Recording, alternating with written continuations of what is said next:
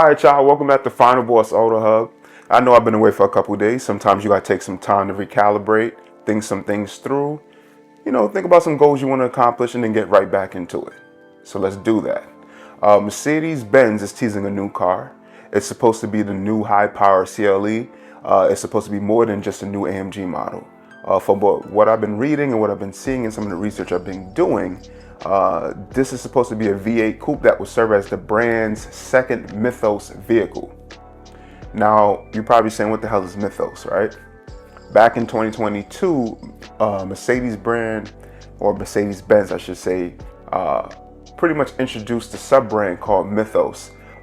They produced a car called the Pure Speed, and they pretty much had a limited production of 250 examples.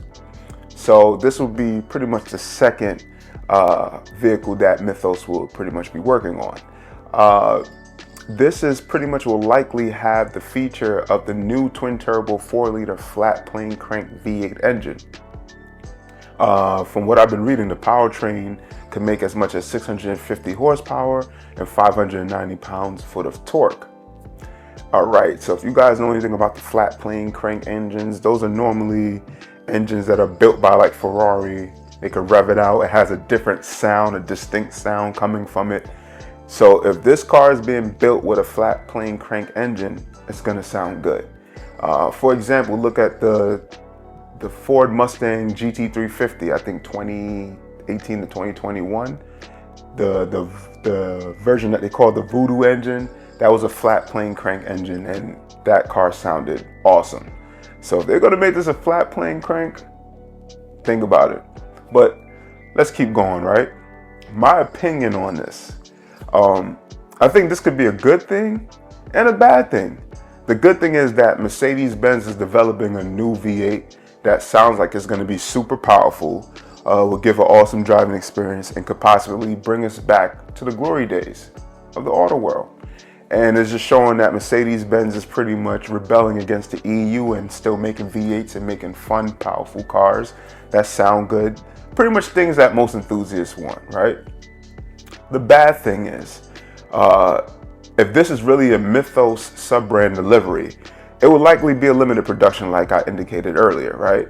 Which means unless you have wild money, influence, the likeliness of purchasing this vehicle is like super low. You're pretty much not going to get it. Unless if you have some sort of influence, you're a known car collector, you're just in there the car world and you can afford it. That's the only way you're going to get something like this. I feel like if Mercedes-Benz really think about this, this can be, how can I say, like their one true opportunity to finally compete with the M-Line in terms of like real performance, right?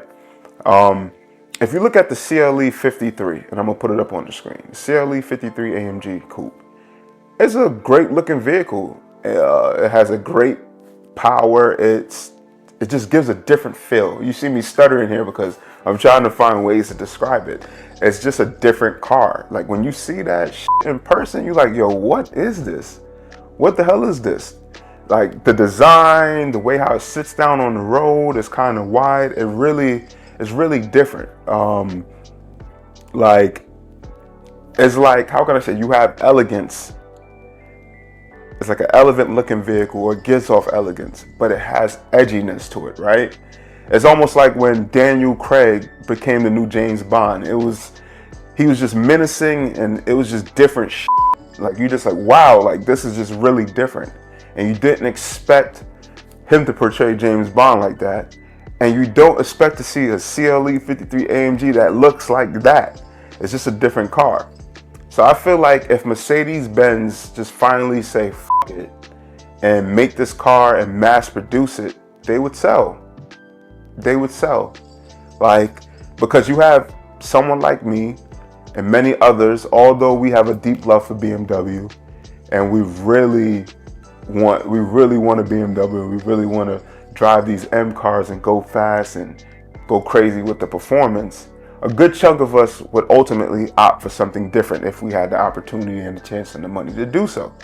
Because if you really think about it, like everyone and their grandmother has an M3, M4, the G80s, G82s, and I don't blame them. It's a great car. It's a super good car. You don't have to do much to it if you take care of it, you know, and not put all these different tunes and all kinds of stuff. It's a very reliable car, super fast. And if you want to tune it and go that route, it's not much. You put 4 or 5 grand into it and you damn near got a supercar, you know. But we would want to be different, most of us, you know. I wouldn't want to pull up to a car meet and 300 people got the same car I have, just in a different color all the time, you know. So let's see what Mercedes do with this. I think there's a lot of hype around this. There's a lot of potential. And I feel like if Mercedes-Benz don't opt on this opportunity, this is going to be something they miss out on, because we know Infinity is lurking in the background. And everybody's probably saying, what the hell are you talking about, Infinity? I did a video on it. I'm going to put it up here on the screen somewhere about Infinity thinking about making a major comeback, which is what I'm seeing, and that's probably going to happen. But Infinity is in the background lurking, and they realize if they want to compete, they have to go up against BMW for real. They got to stop trying to undercut them and actually challenge them. And I think this is the market to do so. We don't have too many sport cars like that. If you really think about it, most of the car brands are pretty much cutting all their sport cars out. So if you want to compete with BMW, who pretty much has a low-key monopoly on the sport car market, besides Porsche and the upper echelon, you know what you got. You know what I mean.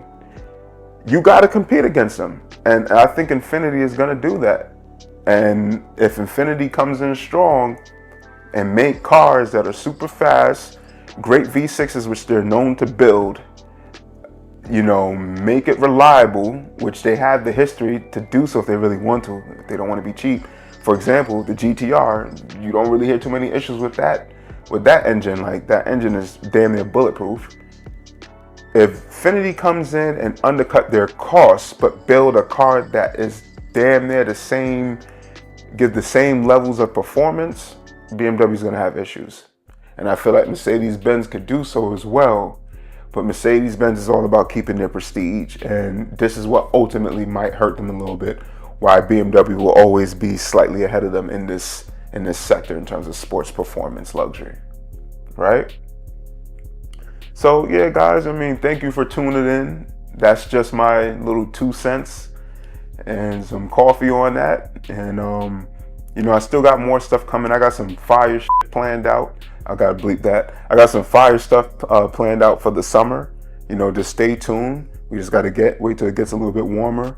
And you know, comment, like, subscribe. Tell me what you think. Tell me if you think if what I'm saying is crazy, if Mercedes don't have a chance of doing something big, or if BMW is always just gonna be that group that just has this segment. Let me know what you guys think. I'm all here for the debates, man. I'm with that. And thank you. Like, subscribe, comment, and I'll holler at you guys later.